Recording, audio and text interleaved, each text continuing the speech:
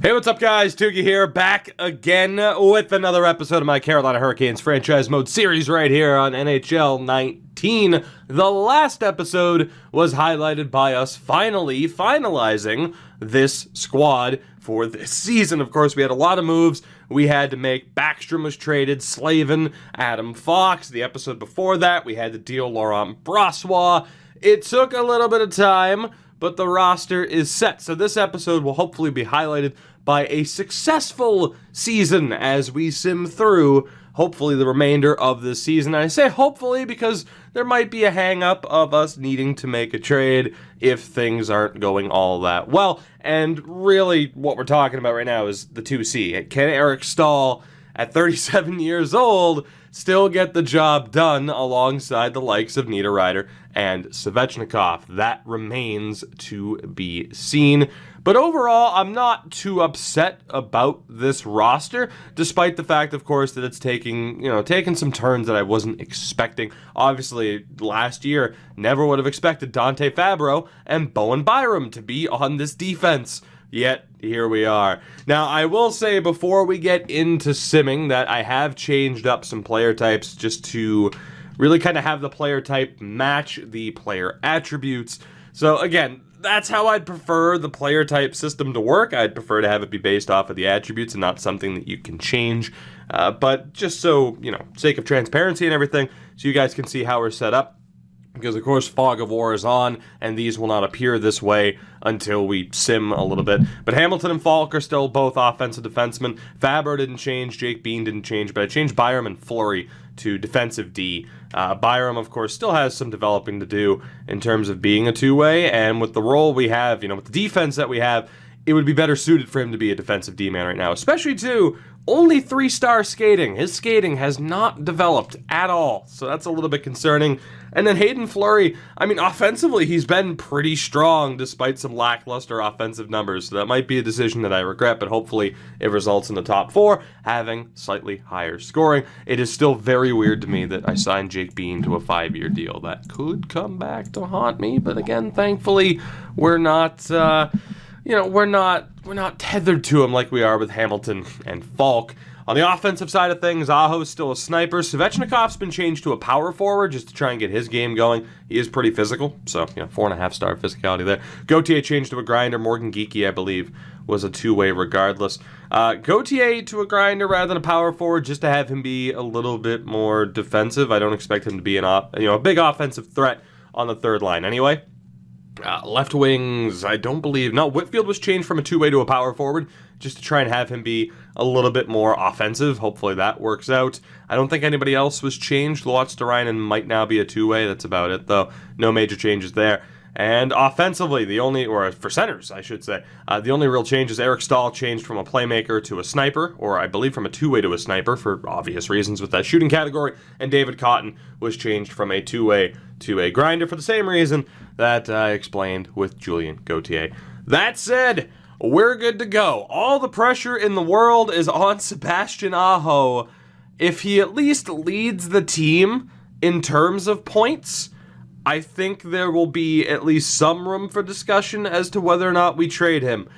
If he doesn't, then he's definitely gone. Again, the goal for this season was for Sebastian Aho to hit at least 66 points. I don't know if that's possible. It would be nice, of course, because that's what you want from Sebastian Aho, and Pierre-Luc Dubois just broke his leg. Oh, God, things can never be simple, can they? Pierre-Luc Dubois breaks his leg and is out until February. Good Lord. So everything we just talked about is completely irrelevant because the entire outlook of this team just changed. I didn't even get to mention, of course, that our goal for the season was to make the playoffs. Dubois goes down, and that is a giant issue. And now the question is, Sebastian Aho's going to go back to center. That's the only thing to do. I'm not going to have Eric Staal be our top-line center. Wow, that sucks. That really sucks. So Alexi Sarela will be back in the lineup. I'm not sure where we're going to put him. That is so incredibly brutal. Like I said, I think we have no choice. Sebastian Aho has to go back to center. Tavo's at a 77 face-offs. And then, or face-off. Yeah, face-offs rating, as weird as that is. I don't think it needs to be spelled that way, but that's okay. I mean, do I want to bump Svechnikov up? Probably not. I think we go with Nino as a right wing. So I think we move Sebastian Aho back over. Nino goes here. And then I still want Whitfield on that third line. I don't want to play him out of role yet. Same thing with Svechnikov. I want to play them within their role, and hopefully that results in them actually still, performing well. So I can't really afford to have Jordan and Eric Stahl both not be centers. I mean, Eric's at a 79, so I mean, technically we could have the Stahls with Svechnikov. And that might not be the worst way to go because, yeah, Luotz-Derainen at an 84. This is not what I was expecting, but I think we're going to have to go with something like this. Now, David Cotton's listed as a depth guy, but he's had a really strong start to the season. So I think we go with Cotton there, Luotz-Derainen there. I mean, I might as well go best lines, of course, to sort this out, although I'm going to have to change player types anyway to do that. But it'll be Alexi Sorella as the fourth line left wing. Those are going to be the lines moving forward. And needless to say, the outlook for this season has just drastically changed. Because I don't know if, I don't want to make an immediate move, but it's like, I'm flabbergasted by this. You never expect a big-time injury like that, I suppose. Absolutely devastating, and then Luotz-Derainen's going to have to be changed to a center. That is so incredibly brutal. We ended up losing that game to the Yotes 6-3 anyway, so insult to literal injury. Dubois was our leading scorer through 14 games with 10 points. On the bright side, Nino is very much going to be the main focus offensively. How could he not be? You could debate whether or not he was the top offensive force on that top line. I mean, he is the highest rated, if I'm not mistaken, but he is no doubt the guy. Like, it has to be him that leads this team to the playoffs at this point. It is not going to happen otherwise. So, a devastating turn of events to start this episode where, again, Aho needs to hit 66 points or at the very least lead the team in scoring. Otherwise, we're in a ridiculous amount of trouble. And of course, the goal for the season was to make the playoffs. I don't see how we're going to do that. I don't want to panic and make moves now because, again, any moves that we have to make immediately will have an effect come February. Say we pick up a second-line guy. For now, and up to February, once we get to February, we would have to make a change to begin with. So there's no real tremendous answer here. We just have to keep the team that we have together and try to make the most of it. For the record, I also changed Eric Stahl back to number 12. I think he was number 13. I had to switch him and Julien Gautier's number. But yeah, some people pointed out, like, oh, you should change him back. So I did. But we'll get the lines set up. And we'll hope for the best. Pierre-Luc Dubois out until February 1st, which is devastating in so many ways. But by default, the team is set up as I would have preferred, with the exception of Svechnikov being on the second line. The defense, I was still tempted to split these two up, but we'll leave it like that for now. And then again, Blake Siebenaler needs to take a seat for one Hayden Fleury. Aside from that, we're going to go to the power plays: Teravainen, Aho, Svechnikov, Niederreiter, Stahl, and Stahl. Not too bad. Let's see what happens. I mean, we were off to a decent start, 2-1, if I'm not mistaken, here through the first few games of November after beating Edmonton and Anaheim. Let's see what happens. We start off against Vegas. They are struggling tremendously, and they pick up a win, which is horrifying. Charlotte Checkers also struggling. We lose back-to-back games to a rough Vegas team.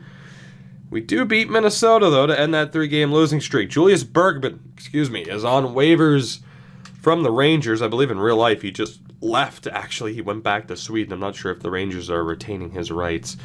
He is a top 6 defenseman. Obviously, we don't have space for him, unfortunately. we would have to trade either Byram or Fleury. 5-2 loss to the Tampa Bay Lightning. We rebound with an overtime win over Philadelphia. Luka Mittelstadt goes down to injury for Charlotte. Makiniemi is the goaltender, if I'm not mistaken. We'll get him back into the lineup. I at least have hopes for the AHL squad. I mean, they're still looking pretty good. Obviously, with the trades that we made, acquiring, well, in fairness, I mean, yeah, we ended up acquiring Alex Turcotte in the Fabro deal.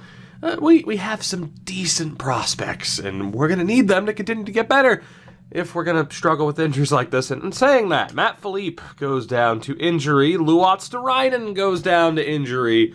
He's out for the rest of the month, and that just changed what the fourth line's going to look like. We need to call somebody up, and odds are it was going to be Matt Philippe if he wasn't affected by waivers. So again, devastating. He would have been affected, though. I think it's got to be Brett Leason. It's got to be Leason or Turcotte, and I feel like Leason's the perfect guy for it. Otherwise, we just continue to let him play, and maybe we go with a veteran like Ryan Carpenter. Let's take a look at Leason. He's still listed as a power forward. He is. I mean, his defense leaves a bit to be desired. The offense, I mean, the passing's pretty solid. I think I'd rather let him continue in the AHL. Kuokkanen would be affected by waivers. He's not worth losing right now. So we will call up Ryan Carpenter, who hasn't been playing anyway. I'm also going to call up Goulbourne, just to have him as a healthy scratch in case somebody else goes down to injury. That way, of course, we don't have to go back to this screen. So we'll go best lines. We'll make that change again. And I think, as it puts Goulbourne in the lineup over Carpenter, I don't know if I agree with that, though, because Carpenter is a center, if I'm not mistaken, or at least he can be. In real life, I think he plays wing and center. I'm going to assume he can take faceoffs. We're going to put him at center. And the team is, again, relatively looking good. It's tough to say looking good. Obviously, there were concerns 10 minutes ago. There are more concerns now due to injury, but we're doing what we can. Let's make sure that the AHL team isn't overly affected. We'll actually go best lines and just make sure. I think the defense stayed exactly the same. It did, so that's good. Forward-wise, let's make sure that everybody we care about is still in the starting order here. Center-wise, just going to put Luke Henman in the lineup, and we're looking good. That top line's pretty solid, I got to be honest. I like that Simon Robertson pickup. I wasn't sure if I was a big fan of it when we made that trade, but I'm digging it. We do not need Schmaltz, and I really should clear out the trade block really quickly. No point in bothering with anything there. Of course, if we need to make a trade, we will make it. As we end up losing to Buffalo 2-1. Big game against Montreal, we lose that as well and slip under 500. Can we beat Washington? As we have players back from injury, I don't believe they'd be 100%. And they are not. It's Luotz-Derainen. We're not going to put him back in until he's 100% ready to go. And multiple players are available for the Charlotte Checkers. Same thing, we'll just back out for now. Can we beat Washington? I hope. We do not. And we also lose to Detroit. Oh, God. This is going pretty poorly. I think that's a fair way to describe it, right? For the record, is Ryan Carpenter a centerman? Not really. It's fourth line, though, so it wouldn't have been that devastating. I believe it's Morgan Geekie that was taken out of the lineup. Indeed, it was. So let's go Sorella on that side. Nino back up on the top line. The defense is still fine. It always puts Siebenthaler there. I don't know how he has a higher rating than Fleury. I don't understand that whatsoever. I'd love to know for sure what his rating is, because of course we haven't seen it, but very, very weird that it puts him in by default. We have one more game against the Bruins, and then I'll get Mittelstadt back into the lineup. Can we beat the Bruins? We cannot. So a fairly poor month of November. 10, 12, and 2 on the season. And the outlook for the year just got a hell of a lot worse. We are dead last right now in the Metro. 9 points back in Philadelphia. We have a long way to go. Sebastian Aho is going to be traded. That's already a certainty.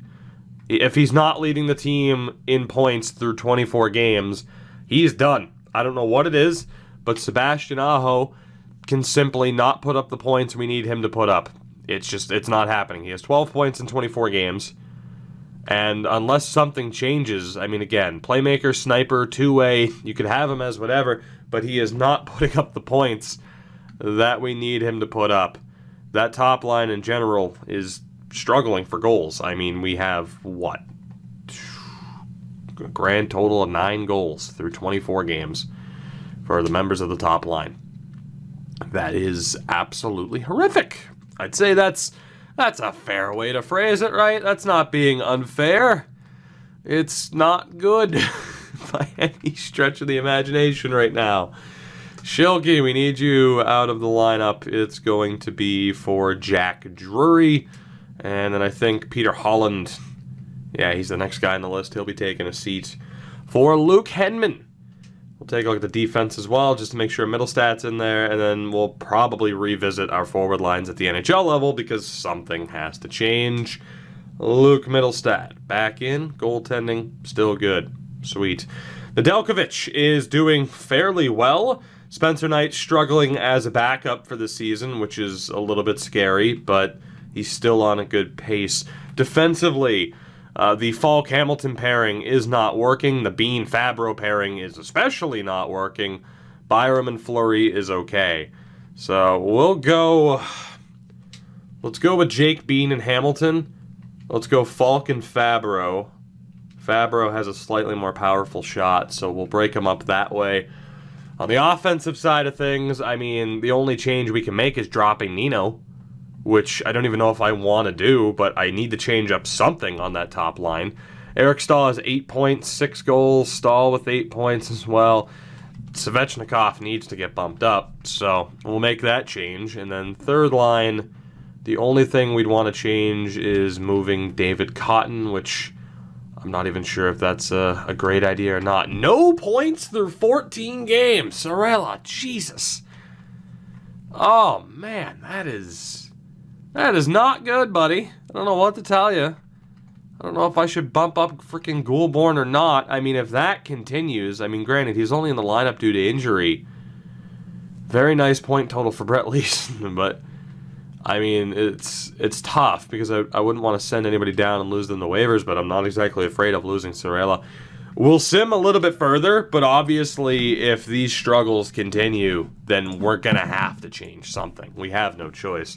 So we'll sim the next few weeks. We don't have that many games here coming up, so that's a positive at least. But we need to start winning hockey games. I think that's a fair assessment. We do beat the Blue Jackets 2-1 in overtime. We'll take a look at Central Scouting just to see. Now, it is the Matt Savoy draft. Of course, Shane Wright is there as well. Now, since we've started this series, we have adjusted, or I have adjusted certain overalls. So it's like, I think Shane Wright's now going to be the top guy to this draft. But obviously now we're getting into heavy computer-generated territory. Turco, Koivunen, and Draper. Esa Alto is also computer-generated. Joakim Kamel is a real player. Brad Lamberts, Charlie Leddy, Slavkovsky, Ludwig Persson are all real. But this will be the last draft with real players before it goes into nothing but computer-generated. John Beecher's healthy, but I'm not too worried about getting him back into the lineup. The Checkers are still doing relatively decently, and Nino Niederreiter picks up an injury. It's not a devastating injury, but it's an injury nonetheless. Yikes. So I think we'll have Sorella, Luotz-Turainen, and Goulbourne. Let's go Gauthier. I don't even know if Morgan Geeky's the guy who should be bumped up, but you know what? You know what, Sorella, I'm going to give you the chance here because you need to prove yourself. And if you at least finally got a goal, but here's a chance to do a little bit better. I don't know if I want Whitfield to be the guy that gets bumped up. He has 6 points in 26 games, which is absolutely brutal. And of course, Svechnikov will still be on the top line. Let's go for it. And then again, we desperately need to break up these defensive pairings. I hate that it's putting Siebenaller in there by default. I could just send him down, and if we lose him on waivers, so be it. I can sign somebody else. But obviously it's getting to be a little bit tedious that we're having to change that time and time again. We beat the Rangers 4-0. Can we get a little bit of revenge on Montreal? We do, but it was a back-to-back, and we ended up losing to Dallas the very next day. 6-3 win over Los Angeles, and players are healthy. So we're picking up a little bit of momentum here. Nino is back, so we'll go ahead and make those changes. Again, Goulbourne will take a seat for Sorella. How has he been doing? 2 goals in 19 games. Oh, boy. He's 24 years old. He's not going to get any better overall-wise. Let me take a look here. Carpenter had no points in 3 games. Goulbourne at least had a goal. But I think we're going to make some changes here. And there is a chance I could lose players to waivers, but so be it.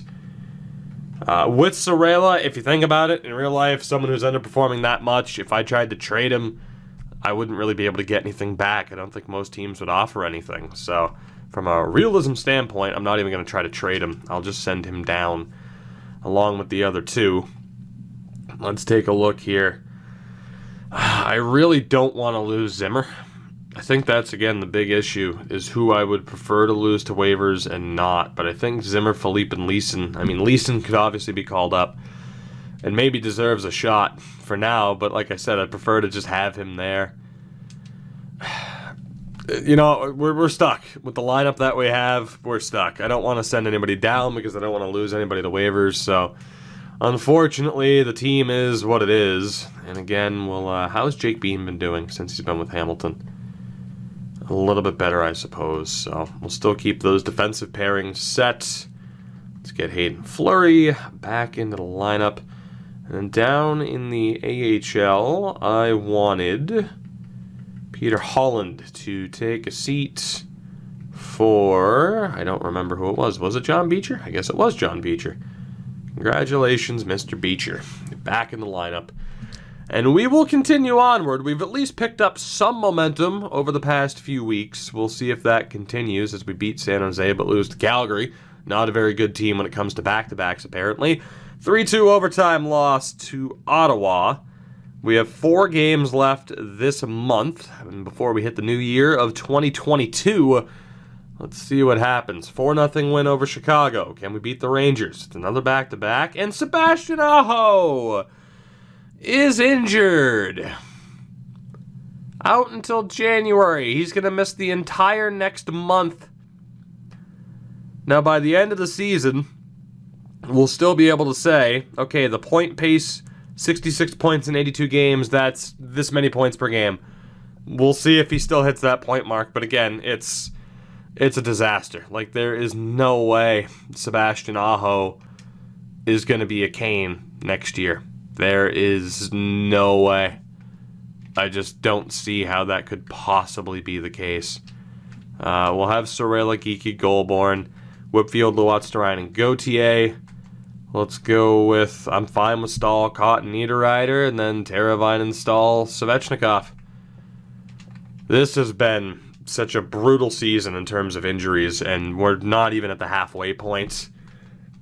I mean, thankfully, our team depth isn't that bad. I mean, it can only be so good with the limitations we have. And Tavo is going to miss, and in fairness, I was mistaken. The good thing is, no, wait, Aho was out until February, right? Or was it January? No, Aho's out until January. Okay, for some reason I read it as February, thinking he was out for as long as Dubois is out. Tavo's not going to miss much time, but still, our entire top line is currently injured. Kill me. Just kill me. Oh my god. What are the odds of that? Like, seriously, what are the goddamn odds of that? That is just outrageous. So it'll be Whitfield, Cotton, Niederreiter on the second line and the stalls with Svechnikov. That is so incredibly disappointing. But, I mean, we've tuned down the injury slider, too, since the start of this series. We do win a back-to-back, which is promising. Can we beat Buffalo? We cannot. So as of January 1st, 2022, we stand at an 18-15-3 record. We start off the month against the 26-5-5 Lightning. So that's horrifying. We're at least not dead last in the division.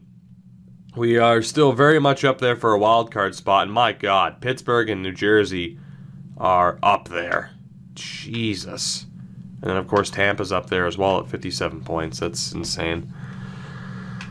Oh, God. Right. Niederreiter is leading this team in points.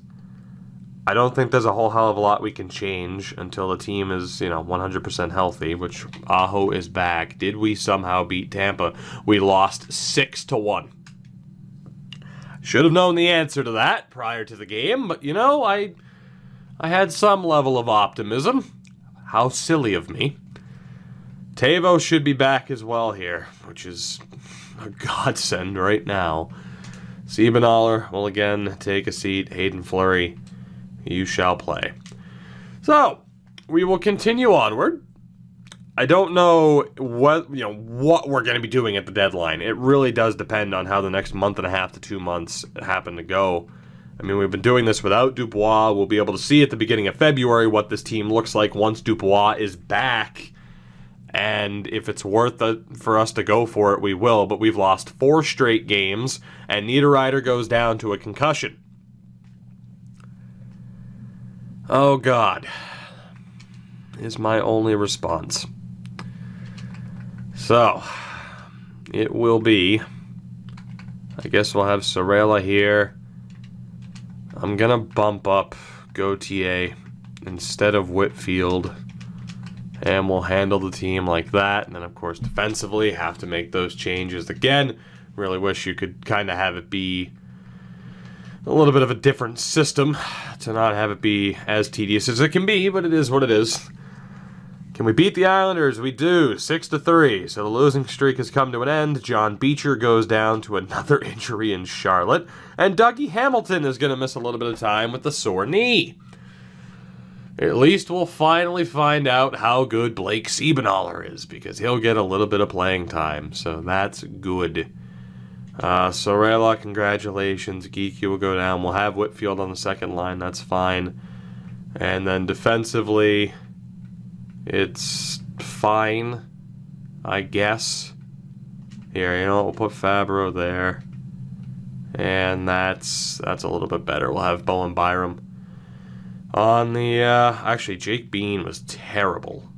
Absolutely terrible with Falk earlier. But you know what? We'll see how he does for now. Those changes won't be permanent. Of course, we beat Los Angeles and then lose Bowen Byram for the rest of the month. Oh, my God. How bad can our luck possibly be right now? Impossibly bad is the correct answer. Unbelievable. It's going to be Trevor Carrick that gets the call up, and then hopefully we don't lose in the waivers on the way back down. I don't think that we will. He's not going to be here for too long. Just outrageous. We'll leave the forward lines the way they are. Defensively, we'll leave it. Because why the hell not? Blake Siebenthaler is going to be a freaking third or second pairing guy for us, apparently. I'm guessing, though, of course, that he is half decent. He has to be, if it keeps putting him in the lineup. Josiah Didier needs to take a seat for Middlestat, who's up to a 67, so we have some promising notes there. Luke Middlestat's developing. But what a terrible, terrible season this has been thus far. If it can go wrong, it will. Now, we do have our 3-game losing streak ended by New Jersey, which is unfortunate, but we did beat Colorado 6-1 the night before. Quoken install in a fourth for 2/3. That is a very enticing offer that I will get back to you on eventually. Vancouver, more than likely. And then Eric Stahl gets a concussion. Just to replace the player. And then people are healthy. My Lord. The way this has gone for us. Look at these injuries. The good thing is Hamilton's back. Nino's back. We'll just let the team be the way it is. So Carrick and Carpenter right now are the healthy scratches, and that's fine by me.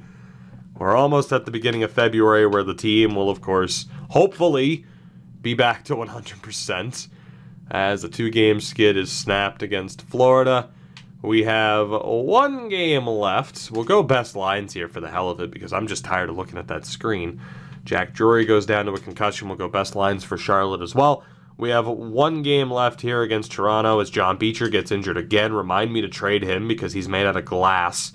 And Pierre-Luc Dubois is back. So let's see what we can do here change-wise. We have 4, 5, 6, and 7 with Siebenthaler. So then forward-wise, it's going to have to be, I'd say, Carpenter and Goulbourne that get sent down. Will they clear waivers?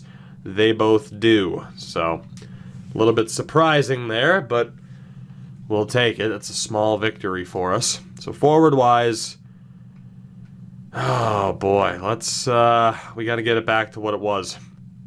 So it's going to be this little setup right here. Now, unfortunately, this will probably affect how the team is set up in terms of 5-on-5 lines, or not 5-on-5 lines, but power play lines, but we'll make the best of it.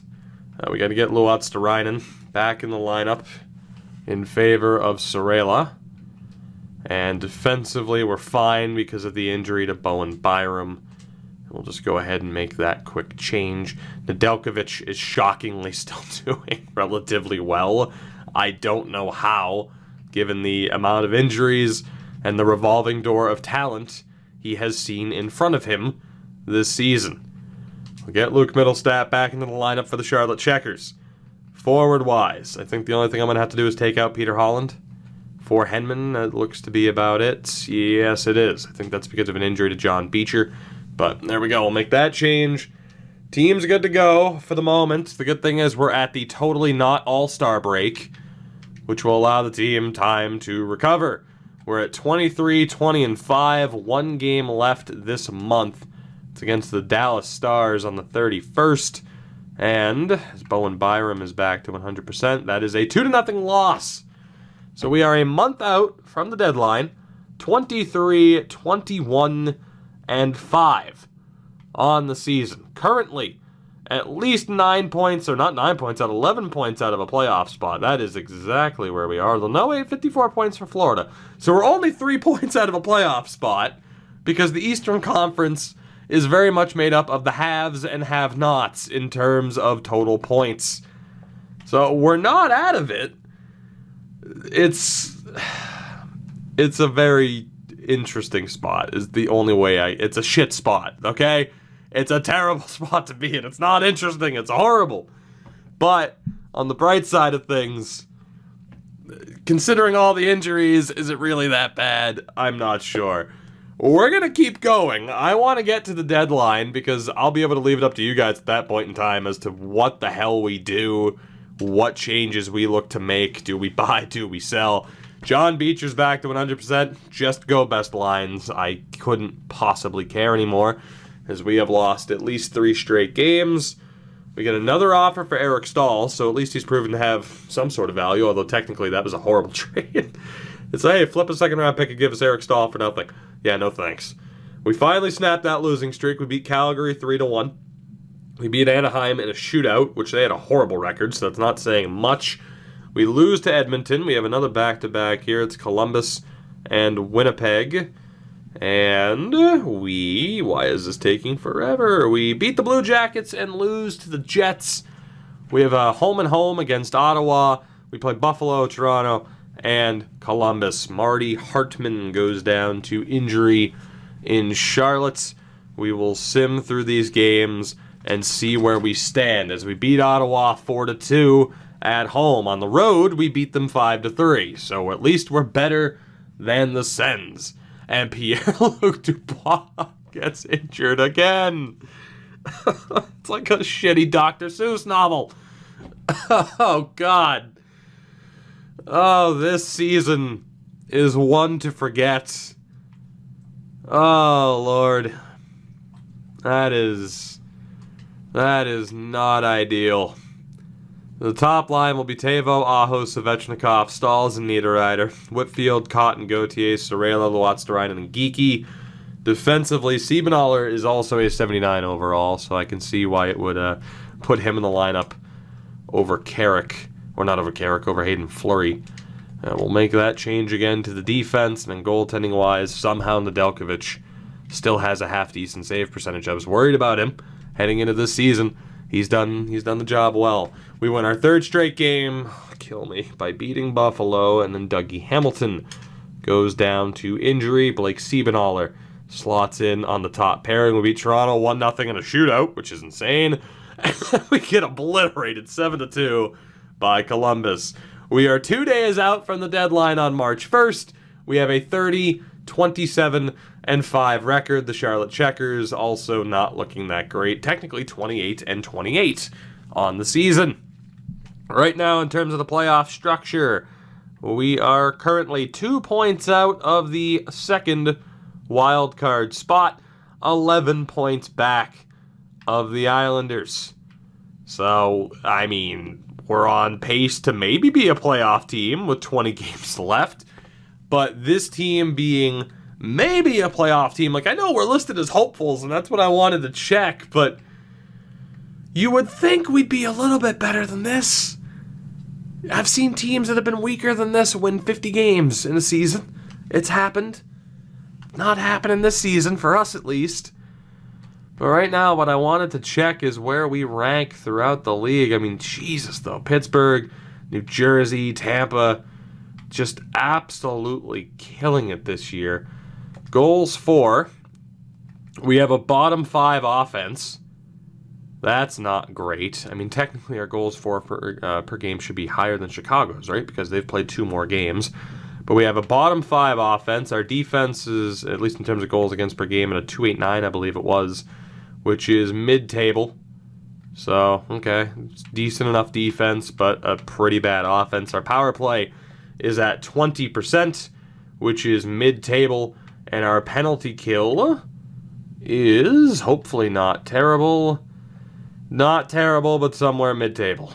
So it's just the offense right now that is a massive concern, which is not surprising, given the fact that our number 1 center has been injured for the majority of the season, and just recently was re-injured yet again. Goaltending-wise, Nedeljkovic has 55 appearances, a 26, 23, and 5 record, 5 shutouts, and a 915 save percentage. It's not too bad. Spencer Knight, through 15 appearances, however, has been very, very poor, which I suppose is not that surprising, seeing as he's 20 years old. It'd probably be better for him to tear apart the AHL, but via the rules of the series, we have to play him as the backup, and he's struggling as a result. Not as if an 80 overall goalie can't do that well. We saw what Laurent Brossoit did before his overall spiked.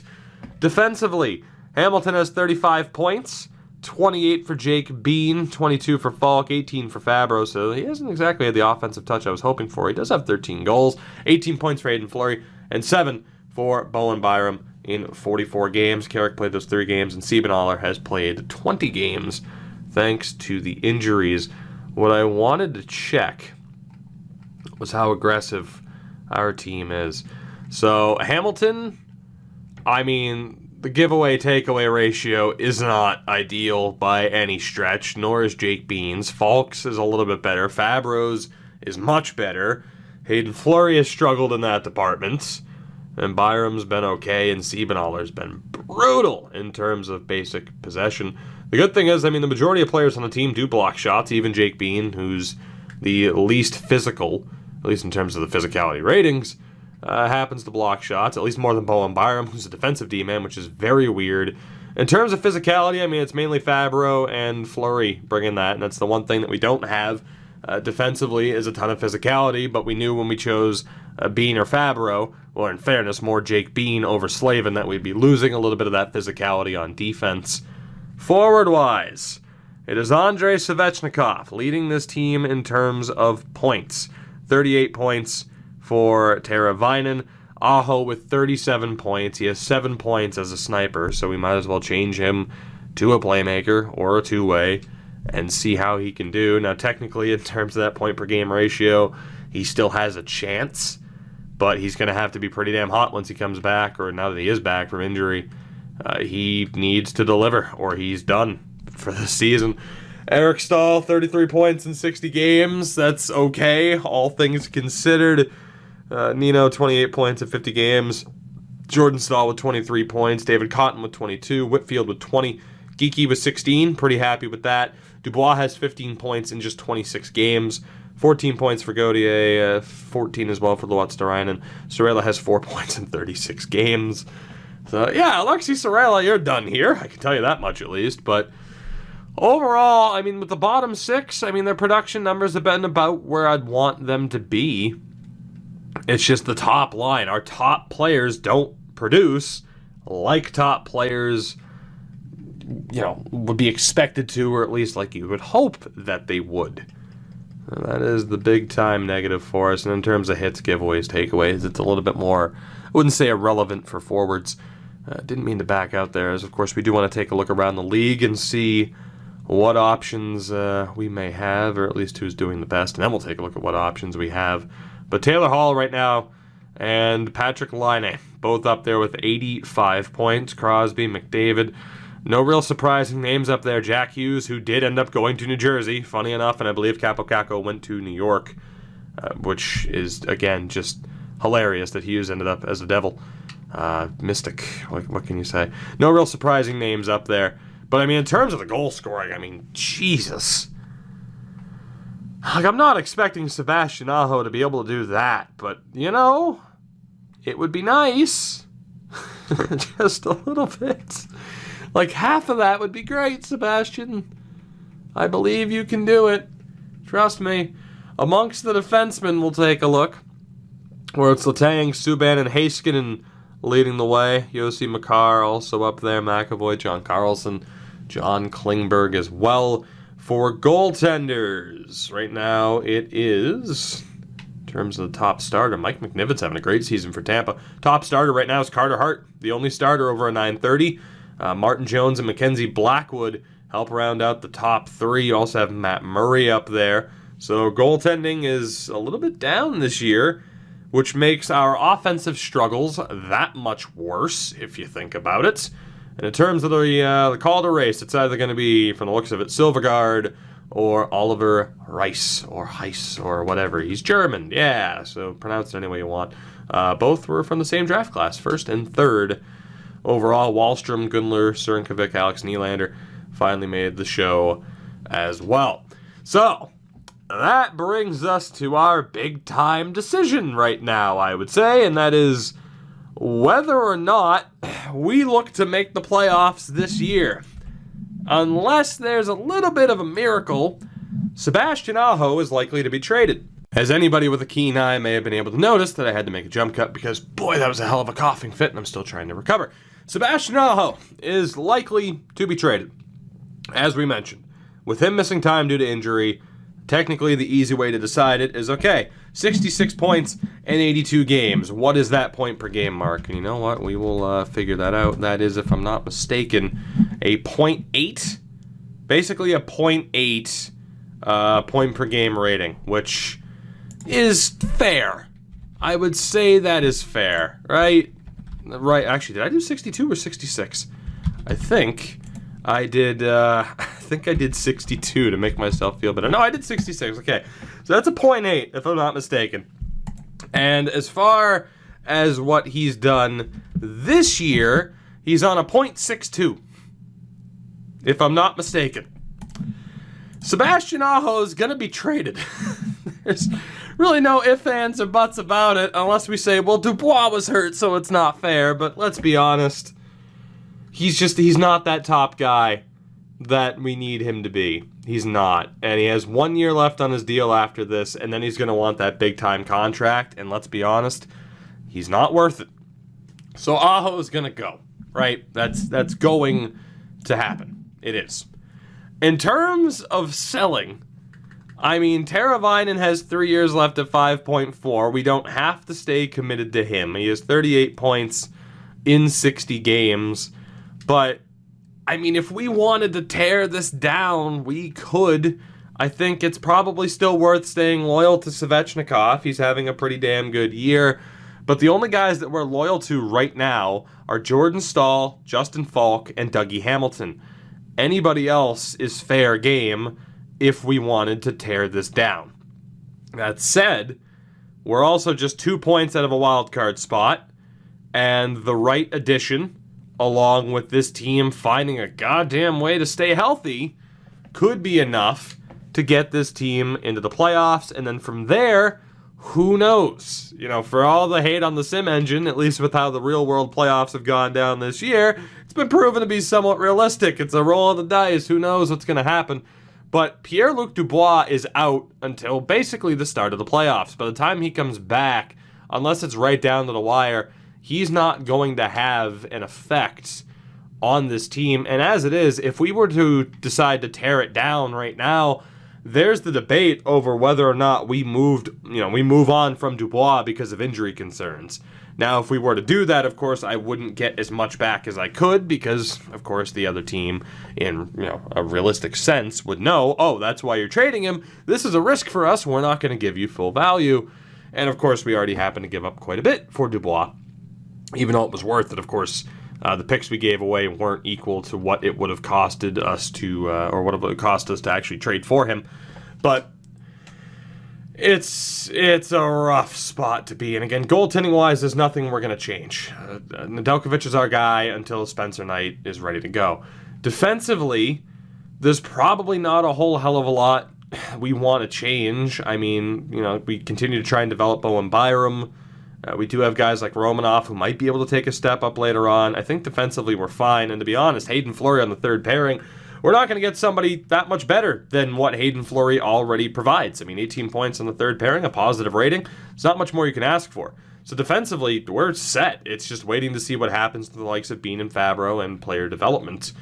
It's the forward core that could take a big step up. And again, Sebastian Aho is on pace to be traded. Obviously, we wouldn't be able to move. I think we could still technically move Dubois. We have some players with value that we could look to move if we wanted to tear it down. In terms of making any additions to the team that might see us have to trade the likes of Eric Stahl, which wouldn't be all that surprising, and technically he has dropped down to a depth forward, so he's regressing at a bit more of a sharper rate than I would have preferred. Also, we have Matanen here, who we just drafted. 6th round pick in 2021. Jesus. He's already 4th line ready. I don't think we'll sign him for the rest of this year, but Pekka Matanen, who was just kind of a random throwaway pick in the 6th round. Actually, I think we knew he was going to be low elite, but still. Case in point, we're still set up relatively well for the future, despite trades that we've made in terms of giving up draft picks. I mean, we still have a first this year. We have 2 second-rounders. We could go either way with this. In terms of making additions, Anaheim has the likes of Boone Jenner, Philip Deneau. I mean, maybe not the finest options, I would say. But Silfverberg, Henrique, although I think they both have time left, and apparently they have regressed heavily. Jesus. So no thank you. But the likes of Boone Jenner, Philip Deneau, that could be picked up if we wanted additions. I mean, especially too, with them both being third liners, we moved Eric Stahl in that deal involving them. Actually, let's take a look here. Jenner. Ugh. Then again, we know Anaheim's a bad team. Arizona has nobody that we look to really pick up. Bruins, I can't really say they have anybody that would be overly helpful to us. Buffalo's looking to move Ristolainen, but that's not too helpful for us. Jeff Skinner apparently has no goddamn trade value whatsoever. Now, here's the thing. With Anaheim, you very well could have Henrique and Silfverberg be affected due to the morale system. Perhaps it's the same thing. Jeff Skinner, 7.7 for 4 years left. I'm not thinking he's actually an 81. He is not. That is proof. We could steal away Jeff Skinner right now. Now, of course, he's a top-line guy, and we don't technically have space for him. But case in point, there are potentially deals out there that we could get involved in to help get this team to the next level. Again, though, with Jeff Skinner, that would require us moving someone like Pierre-Luc Dubois. Like, we would have to. We already have 3 first-line guys. So, unfortunately, Skinner's not the best example. But, again, if you look at this team, and of course, again, with Skinner, it would be Dubois coming back, and then technically we'd be in violation of the rules. But we do have room for a second-line guy, at the very least. And with the morale system, I think, again, we've already seen it with Anaheim, and I'll double-check back here. There are options. Some relatively cheap options as well. So, yeah, Silfverberg is technically still a second-line guy. There's no way he's actually that bad. Now, I wouldn't want to get Silfverberg or Henrique for those contracts. But, again, case in point, we have options available to us. You got Kirby Reichel, John Hayden, not really major helps for us there. Nick Ritchie and Chris Wagner, again, not really major helps. Josh Manson there, but again, our defense is pretty much set. Nothing but prospects there from Colorado, but that could be helpful to know. Soderstrom, Connor McMichael, Cam Morrison, could be helpful if we decided to sell. Columbus looking to move on from Bjorkstrand and Wenberg. So that could be relatively helpful. Wenberg, oof, and Bjorkstrand's going to be looking to get paid, and he's probably not worth it. I think case in point, I could go through every team, but we'll hold off for now. Because, again, we kind of know the general setup here. Anything could happen in terms of buying or selling. The argument's there for both sides. We can go for it, no problem. There are clearly players we could get for cheap that would add to this team and give us a better chance of making the playoffs. We're also 7-3 in our last 10. Or, despite being 2 points out of the playoffs, we sell. And that might not be the worst idea because technically, barring a miracle, Sebastian Aho is going to be traded at the end of this season. So technically, we'll be taking a decent little step back at the end of this year, no matter what the hell we do. So I'm going to leave it up to you guys. What do you think? Remember, though, our goal for the season was to make the playoffs, or we have to draft an extra goaltender, which is fine. And if Sebastian Aho does not hit 66 points, or at least have the same point per game, he gets traded. We're on the the brink of a playoff spot, but maybe blowing it up is the best thing to do. Let me know down in the comments. I don't want a poll for this. I want rationale along with the comments. Blow it up. Here's why. Go for it. Here's why. Let me know down in the comments below, because I think for today we're done. It's almost been an hour at this point. These episodes fly by for me in terms of recording. I might get addicted to playing it. What can I say? I think we're done here for today, though. So you guys know the deal. Hope you enjoyed. You know the deal, though. Support the video. Leave a like. I went a little bit Philip DeFranco in one of my last episodes and said I'd throat punch you. I won't throat punch you. Oh, that's right. No, I did mention that I'd have my nephews kick you in the shin. That offer still stands. Drop a like or get kicked in the shin. Yeah. Check out everything in the description if you haven't already. Of course, there's a bunch of random stuff there. Links to Twitter, SeatGeek, and all this stuff that I probably don't talk about enough. I'll see you guys in the next one. Until then, have a good one. Take it easy.